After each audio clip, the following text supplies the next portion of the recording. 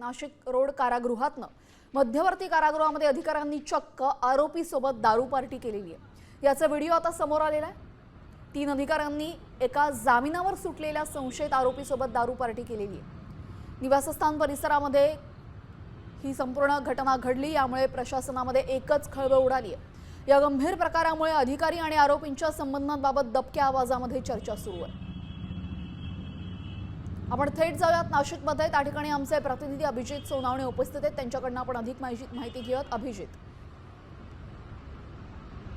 अतिशय धक्कादायक असा हा सगळा प्रकार समोर आलेला आहे। जो व्हिडिओ सध्या व्हायरल होतोय त्या व्हिडिओमध्ये कारागृहातील काही अधिकारी एका जामिनावर सुटलेल्या आरोपीसोबत त्या ठिकाणी पार्टी करत असल्याचा दावा या व्हिडिओच्या माध्यमातून करण्यात आलेला आहे। सध्या आता या सगळ्या प्रकरणाची कारागृह प्रशासनाकडून चौकशी सुरू करण्यात आलेली आहे आणि संबंधित जे अधिकारी आहेत त्यांना नोटीस देखील बजावण्यात आल्याची माहिती समोर येते आणि या सगळ्या संदर्भातला अहवाल हा मुंबईला वरिष्ठ अधिकाऱ्यांकडे देखील पाठवण्यात आल्याची माहिती सध्या समोर येते। मात्र एकूणच हा जो व्हिडिओ सध्या मोठ्या प्रमाणात व्हायरल होतो आहे त्या व्हिडिओमुळे कारागृह प्रशासनाच्या कारभारावर देखील प्रश्नचिन्ह निर्माण झालेलं आहे। कारण जेलमध्ये शिक्षा भोगणारे कैदी असो किंवा जामिनावर सुटून बाहेर आलेले कैदी असो, त्यांच्यासोबत कारागृहामधील अधिकाऱ्यांचे लागेबांधे आणि संबंध या संदर्भामध्ये आता सगळी चर्चा सुरू झालेली आहे। आणि एकूणच आता हा सगळा प्रकार समोर आल्यानंतर संबंधित अधिकाऱ्यांवर नेमकी काय कारवाई केली जाते हे देखील पाहणं महत्त्वाचं असणार आहे।